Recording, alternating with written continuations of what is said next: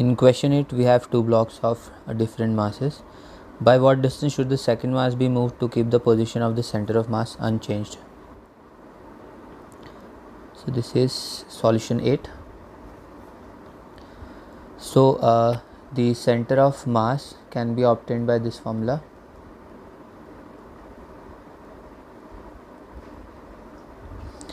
Now putting all the values that we have, we will obtain this. Now the center of mass should not change. Okay, the position of it should not change, so we will put 0 here, that it is not changing. So 20 plus 20x2 over 30. So 20 plus 20x2 equal to 0. x2 will be minus 1. So this means the second mass should be displaced by 1 centimeter towards left. In question 9, we have two blocks of masses 10 kg and 30 kg. First block is raised through a height of 7 centimeter. By what distance should the second mass be moved to raise the center of mass by 1 centimeter? This is solution 9. So again, similarly, just like we did in question 8, using this formula. Why did I put 1 at the place of center of mass? Because we are displacing it by 1. So putting all the values, we will get y2b minus 1. So 30 kg object should be displaced by 1 centimeter downward. In question 10, consider a gravity free hall in which a tray of mass m carrying a cubical block of ice of mass m and edge L is at rest. If the ice melts, by what distance does the center of mass of the tray plus the ice system descend? So the solution to the 10th question is that as the hall is gravity free and there is no external force is there, then position of center of mass will not change if there is no external force.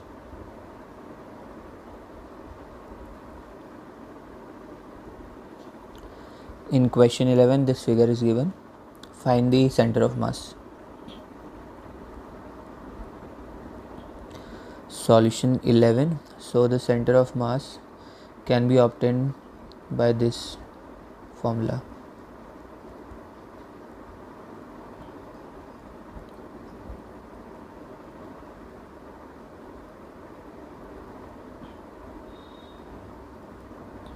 Divided by the masses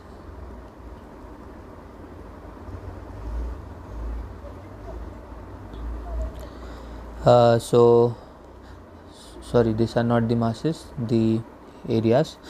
Now the center of mass after simplification will come out to be 4 upon 3 pi r2 square plus r1 square plus r1 r2 over r1 plus r2 above the center.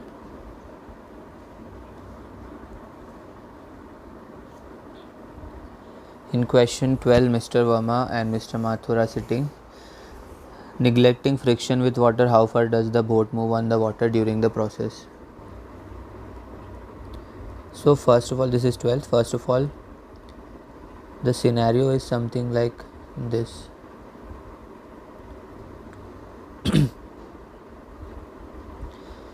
This is 60 kg, boat is of 40 kg, and this is 20 kg. So this is what we have. So ultimately center of mass will be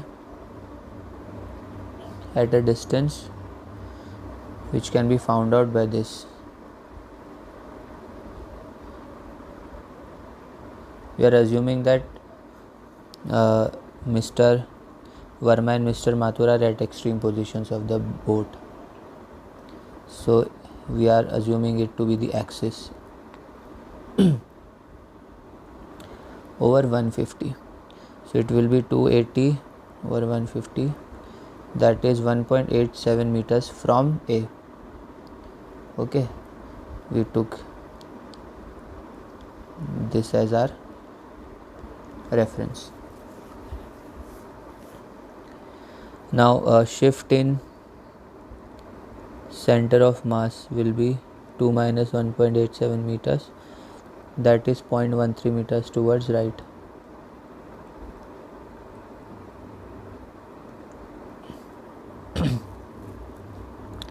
And there is no external force in longitudinal direction, therefore no longitudinal direction center of mass will not shift.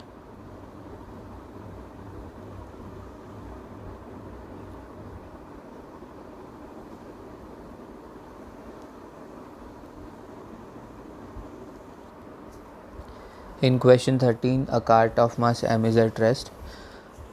The horizontal distance between the string and the slot is L. We need to find the displacement of the cart during the process. 13th. So the initially the center of mass will be at m into L plus m into 0 over m plus m, that is m over m plus m into L. Now distance from P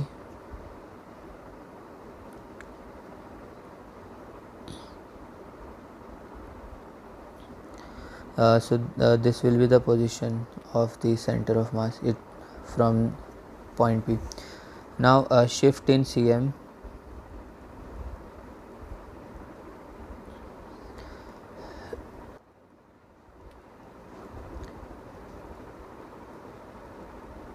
it will be minus ml over m plus m, that is towards left.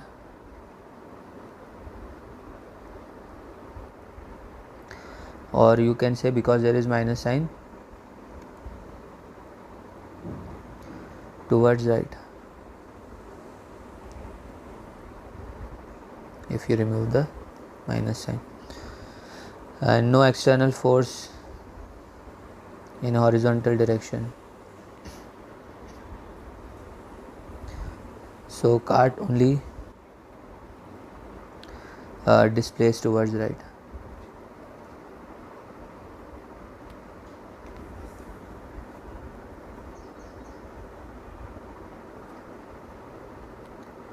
This should be vertical. In question 14, a balloon is given. If monkey reaches the top of the rope, by what distance does the balloon descend? So this is solution 14. Initially both are at rest. So let's say center of mass is at some point P, any point P. Okay. Now monkey descends through level L. So cm will shift. So how much shift will be there? ml plus m to 0 over m plus m from the point P, initial point P.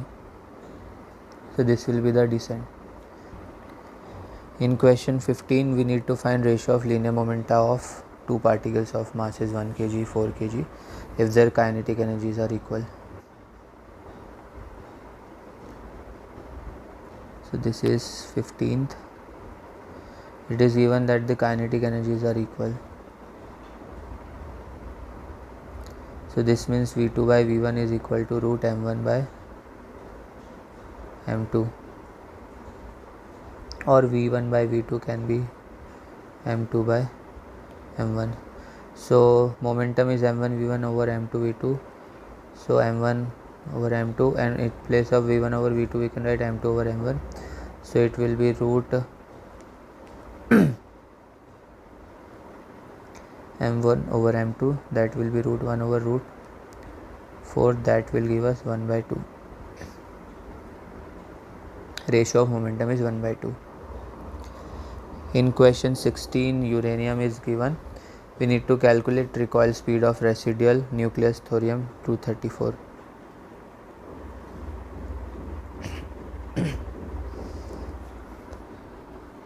So here we will use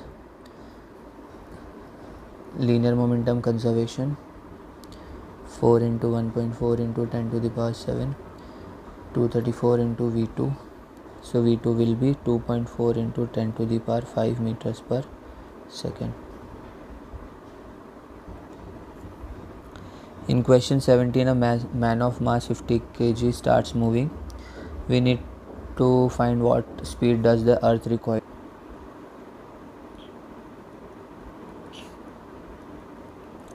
Again, conservation of linear momentum.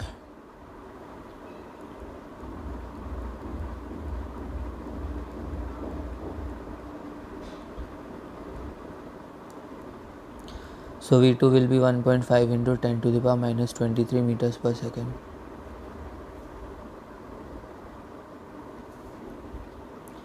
In question 18, a neutron initially at rest decays into proton, an electron with an anti-electron.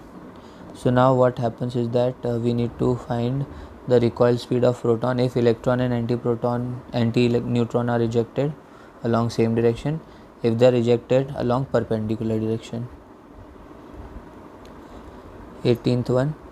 So first situation, when they are ejected in along same line, so total momentum should be conserved.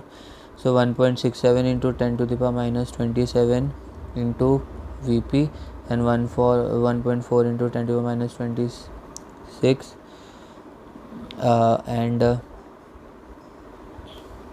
of anti-neutrino the momentum is 6.4 into 10 to the power minus 27.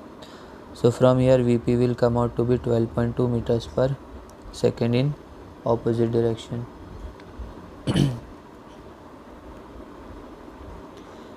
B part. Now if they are perpendicular, so in that case total momentum of electron and anti-neutrino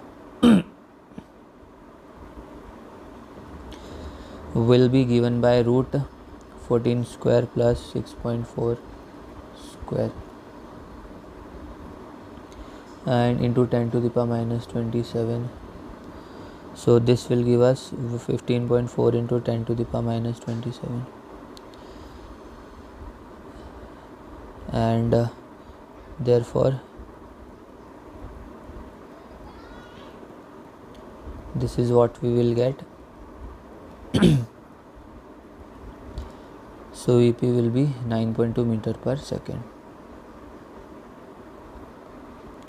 In question 19, we have a man having bag of mass small m. When at height h from ground, he noticed ground below him is pretty hard. Now in order to save himself, he throws a bag horizontally. Calculate the minimum horizontal velocity imparted to the bag so that the man lands in water. If man just succeeds to avoid hard ground, where will the bag land? So this is 19. So momentum will be conserved, therefore we can write it like this. So mv over m, and small v will be mv over m. Now let total time to reach ground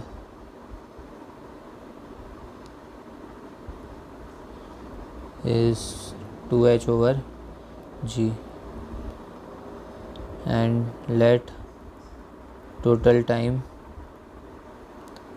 to reach height h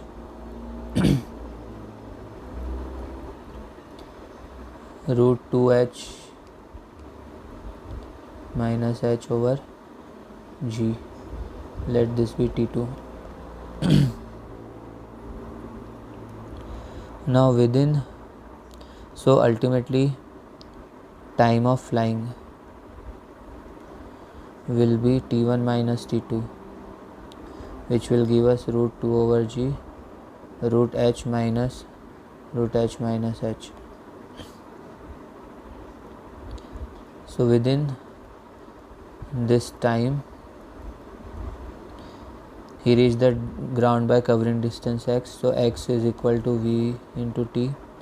V is equal to x over t, and v is m over m x over t,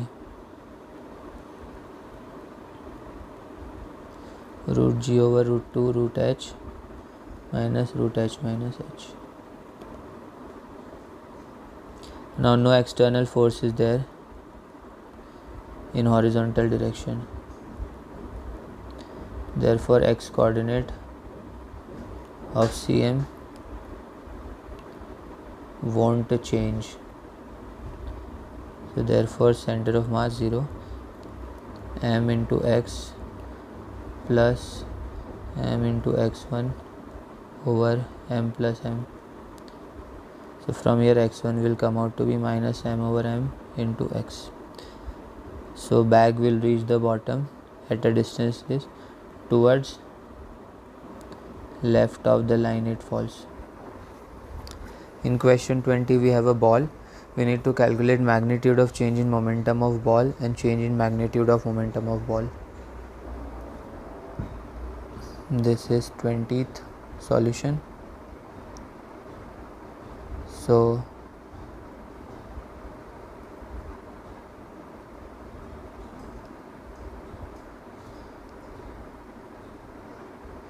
let the scenario be like this: 45 degree.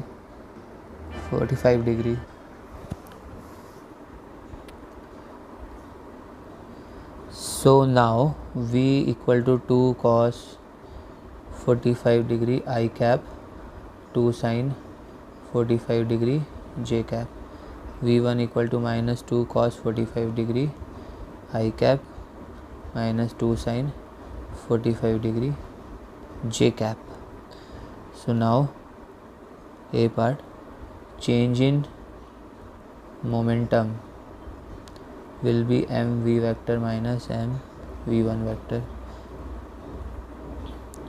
So it will be 0.05 2 cos 45 degree I cap minus 2 sin 45 degree j cap minus 0.05 minus 2 cos 45 degree I cap minus 2 sin 45 degree j cap.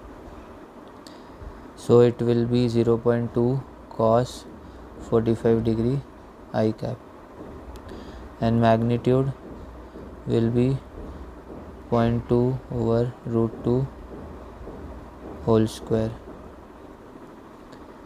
0.2 over root 2 will be the answer, because cos 45 degree is 1 by root 2. So you can write 0.2 root 2 I cap.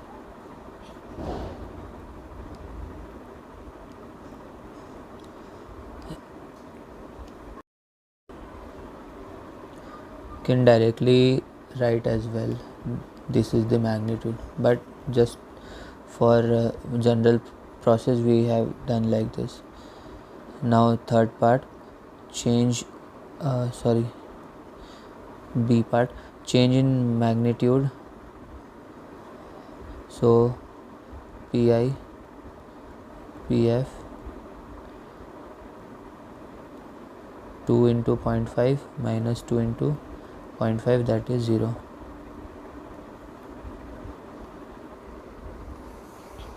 In question 21, light in certain cases may be considered as a stream of particles called photons. Each photon has some linear momentum. A beam of light of wavelength lambda is incident on plane mirror. We need to calculate change in linear momentum of photon as beam is reflected by the mirror. Solution 21. So incidence momentum h over lambda cos theta I cap minus h over lambda sin theta j cap, and reflected momentum h over lambda minus cos theta I cap minus h over lambda sin theta j cap.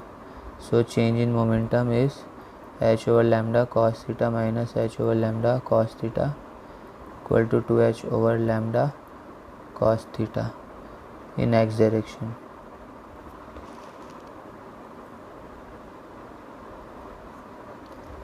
In question 22, a block at rest explodes in 3 equal parts. 2 parts start moving along x and y with equal speeds. We need to find initial velocity of third part.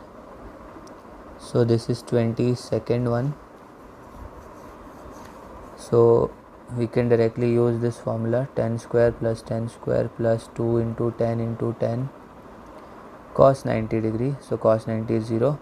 So ultimately 10 root 3 meters per second, 45 degree with respect to x axis.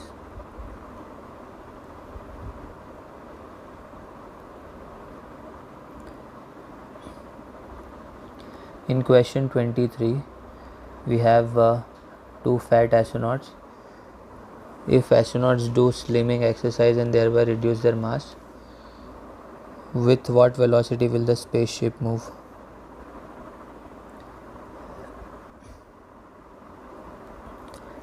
Solution 23.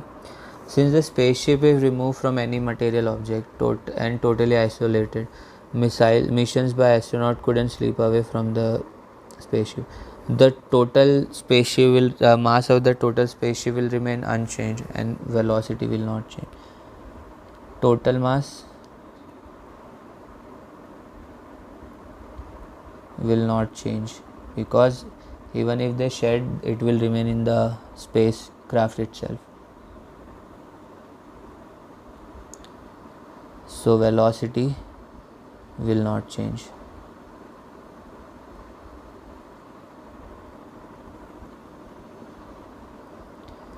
In question 24, during heavy rain, hailstones of average size 1 cm in diameter fall. We need to calculate average force exerted by falling hailstones on the roof. 24th solution. So mass can be found out by density into volume, 0.9 into volume, which can be found out by 4 by 3 pi r cube, which will come out to be 5238 centimeter cube.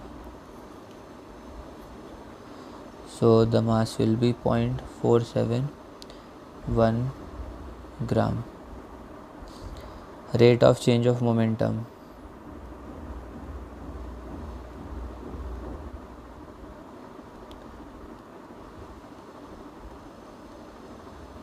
Per unit area will be equal to 947.857 into 2000, which will be 19 Newton per meter square. Therefore total force exerted will be 19 into 100 equal to 1900 Newton. In question 25, a ball of mass m is dropped onto the floor. Find the average force exerted by ball on the floor during long time interval. This is solution 25. So ball of mass m is dropped from a certain height h. So v1 equal to root 2gh. v1 is 0 and v2 is equal to minus root 2gh. v2 is 0. So rate of change of velocity f equal to m2 into root 2gh over time, v equal to root 2gh, s equal to h, v equal to 0. So v equal to u plus 80. So root 2gh equal to 0 plus gt. So t will be root 2h over g. So total time will be twice of this, twice 2h by g. So force will be m 2 root 2gh over 2 root 2h over g, which will give us mg.